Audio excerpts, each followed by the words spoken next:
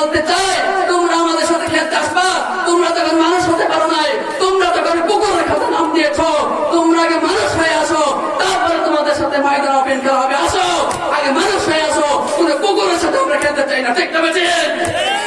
তারা মসজিদ মাদ্রাসাকে ব্যাগের ছাতা বলে আখ্যায়িত করে, কারণ তারা ওরা নাস্তিকের ঘরে জন্ম।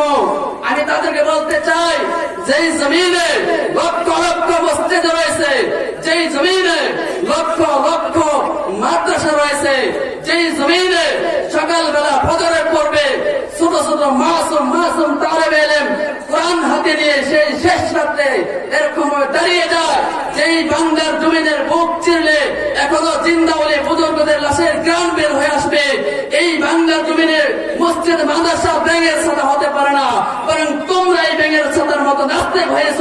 তোমাদের যদি এই বাংলার জমিন ভালো না লাগে, তাহলে তোমরা বিধর্মীদের দেশে চলে যাও। আলেমদের বিরুদ্ধে কথা বলবেন তো ধ্বংস হয়ে যাবেন। আল্লাহ আমাদের হেফাজত করুক, যেন আমরা যেন কোনো সময় আলেমদের বিরুদ্ধে কথা না বলি। কোন মানুষ হয়ে আসো, এই জন্য আগে না পাক ছাড়াও, মানুষ হও, আসো। খাবা না পাক, মানুষের খাতা নাম দিবা না, আমরা তোমাদের সাথে নাই। আলহামদুলিল্লাহ, আলহামদুলিল্লাহ, আল্লাহ পাকের দরবারে লাখ কোটি শুকরিয়া যে মহান রব্বুল আলামিন আজকে আমাদেরকে এখানে একটি জান্নাতের বাগানে এসে বসার জন্য তৌফিক দিয়েছেন। আল্লাহ রব্বুল আলামিনের দরবারে অত্যন্ত অগণিত শুকরিয়া যে মহান রব্বুল আলামিন আমাদেরকে এই জান্নাতের মনোরম পরিবেশে এসে বসার জন্য তৌফিক দিয়েছেন। আল্লাহ রাব্বুল আলামিন আপনাকে আমাকে দুনিয়ার সমস্ত কর্মব্যস্ততা থেকে ফারিগ করে, দুনিয়ার সমস্ত অন্যায় অবিচার জুলুম নির্যাতন থেকে হেফাজত করে আল্লাহ রাব্বুল আলামিন আপনাকে আমাকে এই রাসূল করিম সাল্লাল্লাহু আলাইহি ওয়াসাল্লাম যে মজলিসকে জান্নাতের বাগান বলে ঘোষণা করেছেন, সেই মজলিসে এসে বসার জন্য তৌফিক দিয়েছেন। সেই জন্য সেই মহান রব্বুল আলামিনের দরবারে আমরা অন্তরস্থল থেকে সুরতে কণ্ঠে মাবি কণ্ঠে জবান খুলে ভক্তি ভরে শ্রদ্ধা সুরে জোরে সুরে শুকর আদায় করি আলহামদুলিল্লাহ। আমি অল্প কয়েকটি কথা বলবো, আমার পরে আরো বড় বড় হুজুর আছেন। আমি কয়েকটা কথা বলে আপনাদের কাছ থেকে বিদায় নিব। তো যে কয়েকটা কথা বলবো আপনারা আমার সাথে কথা বলবেন, কি বলেন? বলবেন তো ইনশাআল্লাহ? প্রথমে আপনাদের কাছে আমি জানতে চাই, এই যে আমরা যে মজলিসে বসছি, এই যে মজলিসে বসছি, এই মজলিসের মধ্যে যদিও মানুষ এখন উপস্থিতির সংখ্যা কম, কি বলেন? কি বলেন? উপস্থিতির কম, কি বলেন?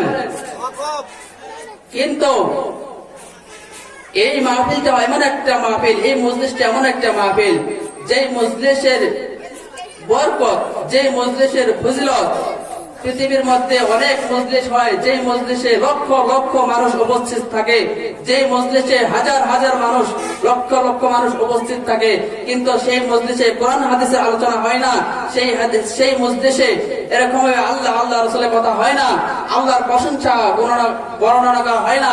কিন্তু এই যে ছোট্ট মজলিস, এই ছোট্ট মজলিসে আল্লাহ রাব্বুল আলামিনের প্রশংসা বর্ণনা করা হইতেছে। এখন আপনাদের কাছে আমার প্রশ্ন, সেই লক্ষ লক্ষ মানুষের মজলিস বড়, আল্লাহ তাআলার কাছে সেই লক্ষ লক্ষ মজলিসের দাম বেশি, নাকি এই যে আমরা কিছু সংখ্যক লোক যে আল্লাহ তাআলার কালামের কথা বলতেছি, আল্লাহ তাআলার বরত্ব প্রকাশ করতেছি, এই মজলিসটা বড়? কোনটা বড়? যদি আমাদের জানা থাকতো যে এই মজলিসটার দাম কত, এই মজলিসটার ফজিলত কত, মর্যাদা কত, তাহলে আমরা এরকম পাঁচরাপাঁচরি করে কে কার আগে এই মজলিসে আমরা বসবো, সেই জন্য আমরা পাঁচরাপাঁচরি করে হইলেও আমরা এখানে এসে বসার জন্য চেষ্টা করতাম। কিন্তু আজকে আমাদের বোঝা আসতেছে না, আজকে আমাদের বোঝা আসতেছে না, এই জন্য আমরা এই মজলিসের গুরুত্ব মর্যাদা বুঝতেছি না।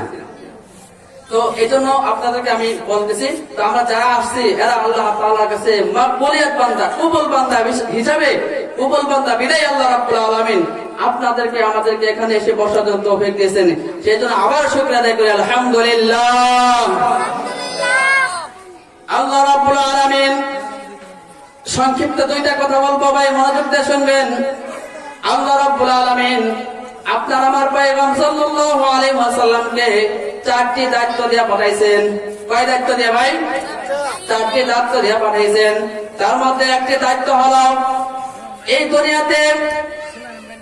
এই দুনিয়ার মধ্যে যাদের অন্তর নষ্ট হয়ে গেছে, যাদের অন্তর নোংরা হয়ে গেছে, গুনাহ করতে করতে যারা পথভ্রষ্ট হয়ে গেছে, যারা অন্যায় অবিচার জুলুম করে, তাদের অন্তরে কিভাবে নূরের আলো জ্বলানো বাঁচানো যায় সেই হিসেবে সেই চেষ্টাই আল্লাহ রাব্বুল আলামিন সেই চেষ্টাই রাসূল সাল্লাল্লাহু আলাইহি ওয়াসাল্লামকে করার জন্য আল্লাহ রাব্বুল আলামিন দুনিয়াতে পাঠাইছেন। ঠিক না বেঠিক? আল্লাহ রাসূল সাল্লাল্লাহু আলাইহি ওয়াসাল্লামকে এই দুনিয়াতে কখন পাঠাইছিলেন? যে জমানায় আইয়ামে জাহিলিয়াতের যুগ, যে জমানায় এমন কোন অন্যায় ছিল না যে মানুষ করত না। এটা আপনারা সকলে জানেন যে আমার আপনার নবীকে এমন একটা সময় এই দুনিয়াতে প্রেরণ করেছে যেই সময়ে এই পৃথিবীতে এমন কোন অন্যায় কাজ বাকি ছিল না, অর্থাৎ মারামারি, হানাহানি, খুনাখুনি, চুরি, জিনা, আবার চিন্তা, আরো বিভিন্ন ধরনের খারাপ কাজ করত। এমন সময় আপনার আমার পয়গম্বরকে আল্লাহ রাব্বুল আলামিন এই ধরাতে পাঠাইছেন উভয় জগতের রহমত স্বরূপ। কি? উভয় জগতের রহমত স্বরূপ। কেন? যে আল্লাহ তাআলা তিনার হাবিবকে কাজ করার জন্য পাঠিয়েছেন যে তুমি এই বান্দাদের অন্তরকে নূরের দ্বারা, নূর দ্বারা তুমি এই বান্দার অন্তরদেরকে নূরান্বিত করে দিবে। এই একটা কাজ দিয়ে আল্লাহ রাব্বুল আলামিন রাসূল সাল্লাল্লাহু আলাইহি ওয়াসাল্লামকে পাঠাইছেন। এখন আপনাদের কাছে আমি প্রশ্ন রাখতে চাই যে এই কাজটা কি মাদ্রাসায় করা হয় না? মানুষের কলব নূরে নূরান্বিত করা, মানুষের কলবকে গুনাহের কাজ থেকে মুক্ত রাখা, মানুষের কলবকে গুনাহের কাজ থেকে বিরত রাখার চেষ্টা, এটা করার স্থান কি মাদ্রাসা না? কিন্তু এই মাদ্রাসা যখন ওই লাল চামড়ার গোষ্ঠীরা, যখন ইহুদি, নাসারা, খ্রিস্টান, বেঈমানরা দেখতে লাগলো যে এই মাদ্রাসায় এরকম ভাবে কুচিকচা বাচ্চারা ভর্তি হয়ে তারা পড়ালেখা করতে করতে তারা কোরআন হাদিস শিখে তাদের কোরআন হাদিস শিখার কারণে কোন নাস্তিক, বেঈমান, কোন শয়তান তাদের ধারে কাছে চাপতে পারে না। কি বলেন? আজকে যারা মাদ্রাসায় পড়ে তারা কি কোনো সময় আমার রাসূলকে গালি দিয়েছে? আমার সাথে কথা বলবেন। আজকে যারা কওমি মাদ্রাসায় পড়ে তারা কি আমার রাসূলকে কোন সময় গালি দিয়েছে? আজকে যারা কোন হক্কানি আলেম কোন সময় এরকম ভাবে তাদের মা বাবাদেরকে ঘর থেকে তাড়িয়ে দিয়েছে? এমন তো নজির কিন্তু নাই, এমন কিন্তু নজির নাই। কিন্তু আজকে আফসোস যে আজকে যারা এরকম ভাবে কোরআন হাদিসের জ্ঞান অর্জন করতেছে তাদেরকে এক শ্রেণীর মানুষ এরকম ভাবে গালি দিচ্ছে, তাদেরকে আহমদ বলছে, তাদেরকে পাগল বলছে, তাদেরকে এরকম ভাবে হে প্রতিপন্ন করছে। ঠিক না বেঠিক? আমার সাথে কথা বলেন। কি আলেমদেরকে এখন মানুষ গালি দেয় না? কারণ কি জানেন? কারণ হলো ওদের এই দিনই বুঝ ওদের ভিতরে নেই, ওদের অন্তর নষ্ট হয়ে গেছে, ওদের অন্তর গুনাহ করতে করতে এরকম ভাবে গুনাহ করতে করতে ওদের অন্তরে কুকুরে পেশাব করে দিয়েছে। ঠিক না বেঠিক? আমার সাথে কথা বলতে হবে। আজকে তারা আলেমদেরকে গালি দেয়, শুধু তাই নয়, আজকে এই মসজিদ মাদ্রাসায় যখন বাচ্চারা কোরআন হাদিস শিখে এরকম মা বাবা দোয়া করে রব্বানা আতিনা ফিদ দুনিয়া, এরকম ভাবে দোয়া করে রব্বিরহামহুমা কামা রব্বায়ানি সগীরা। আয় রব্বুল আলামিন, আমার মা বাবাদেরকে তুমি এমন রহম করো, আমার মা বাবাদের প্রতি তুমি এমন দয়া করো। আমার মা বাবা যেরকম ভাবে আমি ছোট ছিলাম, আমি ছোট থাকা অবস্থায় আমার মা বাবা যেরকম আমাকে দয়া করেছে, আমাকে রহম করেছে, এরকম ভাবে আমার মা বাবাকে তুমি দয়া করো। সুবহানাল্লাহ। এটা কি ভালো দোয়া না খারাপ দোয়া ভাই? সন্তান তার বাবার জন্য, তার মায়ের জন্য বলতেছে শেষ রাত্রে উঠে রব্বিরহামহুমা কামা রব্বায়ানি সগীরা। এটা আপনার আমার জন্য অবশ্যই সুসংবাদ। কি বলেন?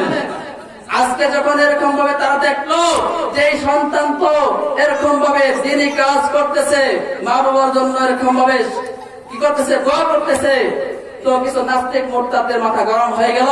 তারা এরকম ভাবে এই মসজিদ মাদ্রাসাকে ব্যাঙের ছাতা বলতে লাগলো। নাউযুবিল্লাহি মিন যালিক। তারা মসজিদ মাদ্রাসাকে ব্যাঙের ছাতা বলে আখ্যায়িত করে, কারণ তারা নাস্তিকের ঘরে জন্ম।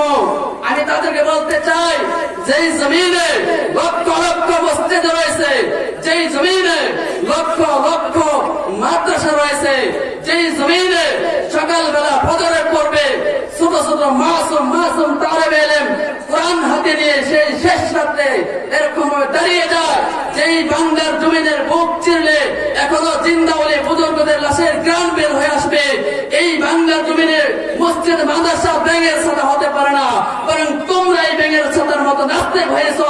তোমাদের যদি এই বাংলার জমিন ভালো না লাগে তাহলে তোমরা বিধর্মীদের দেশে চলে যাও। ঠিক না বেঠিক? আমার সাথে কথা বলতে হবে।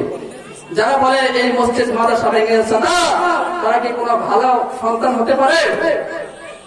আরে মসজিদে গেলে তো আল্লাহকে পাওয়া যায়, মাদ্রাসায় গেলে তো আল্লাহ হওয়া যায়, মাদ্রাসায় গেলে তো নেক সন্তান হওয়া যায়। এই হলো তাদের কর্মকাণ্ড। এই জন্য তারা মসজিদকে মাদ্রাসাকে বন্ধ করার জন্য অনেক সময় আবার কি এরাও বলে থাকে সেটা জঙ্গির আড্ডাখানা, নাউযুবিল্লাহি মিন যালিক। তো আমি ওদিকে যাব না। তো বলতেছিলাম আল্লাহর হাবিব সাল্লাল্লাহু আলাইহি ওয়াসাল্লামকে আল্লাহ তাআলা চার দায়িত্ব দিয়ে পাঠাইছেন। কয় দায়িত্ব দিয়া? এক নম্বর হলো যে মানুষের কলব পরিষ্কার করা দায়িত্ব দিয়ে আল্লাহ রাব্বুল আলামিন আমার আপনার নবী পয়গম্বর সাল্লাল্লাহু আলাইহি ওয়াসাল্লামকে প্রেরণ করেছেন। আমার আপনার নবী পয়গম্বরকে প্রেরণ করেছেন।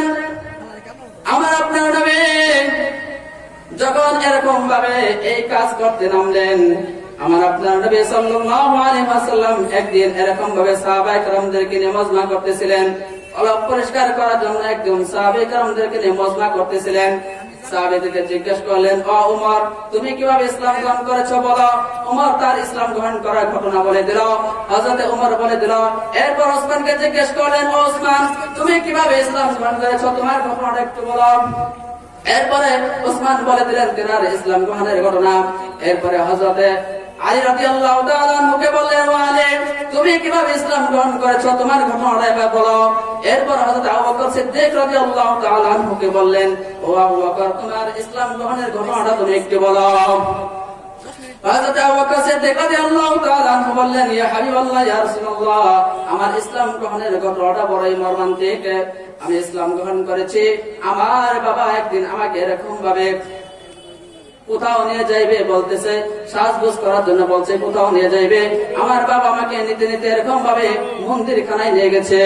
কোথায় নিয়ে গেছে? কোথায় নিয়ে গেছে? মন্দির খানা, মূর্তি পূজা করার জন্য, মূর্তি পূজা করার জন্য নিয়ে গেছে।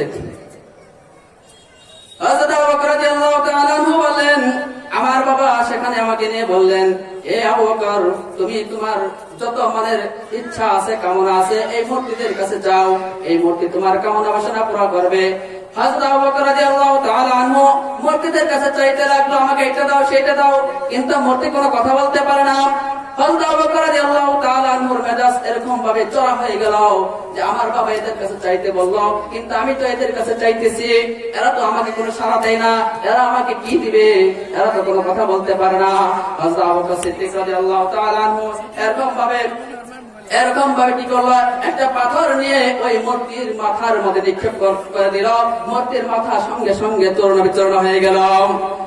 এরপরে হযরত আবু বকর রাদিয়াল্লাহু তাআলা আনহুকে এরকম ভাবে সেখানকার যারা মূর্তি পূজারী ছিল, মূর্তি পূজারীরা এরকম ভাবে আবু বকর রাদিয়াল্লাহু তাআলা আনহুকে প্রহার করতে লাগলো, আঘাত করতে লাগলো। হযরত আবু বকর সিদ্দিক রাদিয়াল্লাহু তাআলা আনহুকে সেখান থেকে বাড়িতে নিয়ে আসলেন। লম্বা ঘটনা ভাই, সময় নেই, সংক্ষিপ্ত করে দিলাম। হযরত আবু বকর সিদ্দিক রাদিয়াল্লাহু তাআলা আনহুকে এরকম ভাবে এমন ভাবে প্রহার করেছিলেন, হযরত আবু বকর রাদিয়াল্লাহু তাআলা আনহু অজ্ঞান হয়ে গেলেন, বেহুশ হয়ে গেলেন। হযরত আবু বকর রাদিয়াল্লাহু তাআলা কোনো কথা বলতে পারে না। এরপর হযরত আবু বকর রাদিয়াল্লাহু তাআলা আনহু এরকম ভাবে অজ্ঞান হয়ে গেলেন। যখন তিনি এরকম জ্ঞান আসলো, হোশ ফিরে আসলো, তখন হযরত আবু বকর রাদিয়াল্লাহু তাআলা আনহু আগেই স্বপ্নে দেখেছিলেন। সেই স্বপ্নের মধ্যে তাকে দেখানো হয়েছিল যে তোমার জমানায় একজন নবী আসবে, সেই নবীর নাম হলো মুহাম্মদ, আর সেই নবী মুহাম্মদের কাছে তুমি সর্বপ্রথম ইসলাম গ্রহণ করবে। সুবহানাল্লাহ। হযরত ওমর, হযরত আবু বকর রাদিয়াল্লাহু তাআলা আনহু সর্বপ্রথম আল্লাহ রাসূল সাল্লাল্লাহু আলাইহি ওয়াসাল্লামের কাছে ইসলাম গ্রহণ করেছেন, সর্বপ্রথম ইসলাম গ্রহণ করেছেন। তো তখন আল্লাহ রাসূল সাল্লাল্লাহু আলাইহি ওয়াসাল্লামকে এই দুনিয়াতে প্রেরণ করেছিলেন কেন? মানুষের অন্তরের কলব এরকম ভাবে নূরে নূরান্বিত করার জন্য। কিন্তু এখন হযরত আলী রাদিয়াল্লাহু তাআলা আসবে না, হযরত ওমর আর আসবে না, এখন আল্লাহর পয়গম্বর আর আসবে না, এখন হযরত আলী আর আসবে না। তো এখন আমাদের অন্তর, আমাদের কলবকে কারা নূরান্বিত করবে, আমাদেরকে অন্ধকার জগৎ থেকে কারা আমাদেরকে ফিরে আনবে? এই জন্য আল্লাহ রাসূল সাল্লাল্লাহু আলাইহি ওয়াসাল্লাম আজ থেকে 150 বছর পূর্বে বলে গিয়েছেন যে আমার পরে হলো এই মানুষের অন্তরকে গুনাহ থেকে মুক্ত করার জন্য মেহনত করবে, কাজ করবে তারা কারা? আল্লাহর পয়গম্বর সাল্লাল্লাহু আলাইহি ওয়াসাল্লাম বলে গেছেন, আল উলামা ওয়ারাসাতুল আমবিয়া। কারা কারা? উলামাগণ হলেন আজকে আমাদের মেহনত করবে যেন আমরা কি গুনাহের কাজের দিকে না যাই, আমরা যেন কোনো খারাপ কাজে জড়িত না হয়ে যাই, আমরা যেন গুনাহের কাজের দিকে না হয়ে যাই। আজকে আমরা গুনাহের কাজের দিকে গেলে ওলামায়ে কেরাম তোমাদেরকে নিষেধ করে তোমরা এই কাজ করো না, তোমরা এরকম গুনাহের কাজ করো না, তোমরা গানের দিকে যেও না, তোমরা মূর্তি পূজা করো না, তোমরা এরকম গুনাহের মজলিসে বসো না। আজকে যখন আমরা বলতে যাই তখন আমাদেরকে গালি খেতে হয়, ঠিক না ঠিক? যখন আমরা বলতে চাই তোমরা এই গুনার কাজটা করো না, তখন আমাদের তখন গালি দেয়, তখন বলে যে আসো ময়দান আসো খেলা হবে। আমি বলতে চাই তোমরা আগে মানুষ হও, তোমরা তো এখন কুকুর, আমরা কুকুরের সাথে খেলতে চাই না, আমরা মানুষের সাথে খেলতে চাই, ঠিক না বেঠি? কুকুর কেমনে আপনাদেরকে আমি বুঝাই দিই। দিল্লি শাহী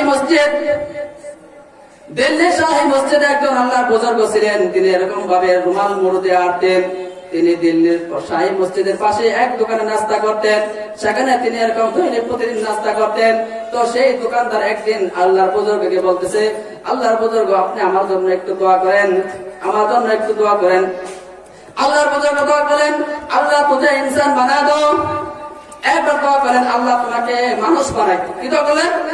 আল্লাহ তোমাকে মানুষ বানায়।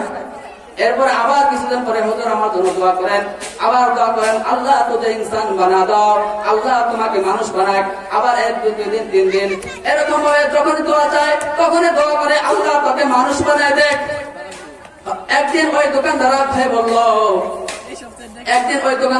বললো, কি হযরত মাই ইনসান নেহি হো, মাই হাইওয়ান হো, আমি কি মানুষ না, আমি কি জানোয়ার? আমি কি মানুষ না? প্রতিদিন একই দোয়া করেন, আমি কি জানোয়ার নাকি? তখন হযরত মুখে কোনো উত্তর দিলেন না, বললেন এই উত্তর আমি তোমাকে আগামীকাল দিব। তখন আগামীকাল যখন আসলো, এরপরে নিজের পাগড়িটা খুলে ওই দোকানদারের মাথার উপর দিয়ে দিল এবং একটি লাঠি দিয়ে দিল। যখন পাগড়িটা ওই দোকানদার মাথায় দিয়ে দিল, তখন ওই দোকানদার লাঠি দ্বারা এরকম ভাবে মানুষদেরকে প্রহার করতে লাগলো, মানে মারতে লাগলো। তখন সঙ্গে সঙ্গে আল্লাহর বুজুর্গ সেই পাগড়িটা খুলে নিলেন। এবার তুমি বলো, তুমি কেন এই মানুষদেরকে মারতেছিলে? এই মানুষদেরকে তুমি কেন লাঠি দ্বারা প্রহার করতেছিলে? খোদার কসম করে বলি, আল্লাহর পয়গম্বর খোদার কসম করে বলি, আল্লাহর বান্দা, যখন আপনার পাগড়িটা আমি মাথায় নিলাম তখন আমি একটাও মানুষ পাই না। গরু দেখি, ছাগল দেখি, কুকুর দেখি, এরকম ভাবে খচ্চর দেখি, বেড়া গরু দেখি, একটাও মানুষ আমার চোখের সামনে পড়ে না। কারণ ওই যে গুনাহ দেখে ফেলেছে। কি দেখে ফেলেছে? সাপ তার আকৃতি, যে কিনা এরকম ভাবে নাপাক খায়, তার আকৃতি হয়েছে কুকুরের মতো, যার স্বভাব হলো সাপের মতো তাকে সাপ দেখা গেছে, যার স্বভাব হলো কুত্তার মতো তাকে কুত্তা দেখা গেছে। কুত্তার স্বভাব কাকে দেখা গেছে? যে কিনা সুদ খায়, যে কিনা মানুষের হক মেরে খায়, সেই তাকেই হলো কুকুরের মতো দেখা গেছে, তাকে হলো কুকুরের মতো দেখা গেছে।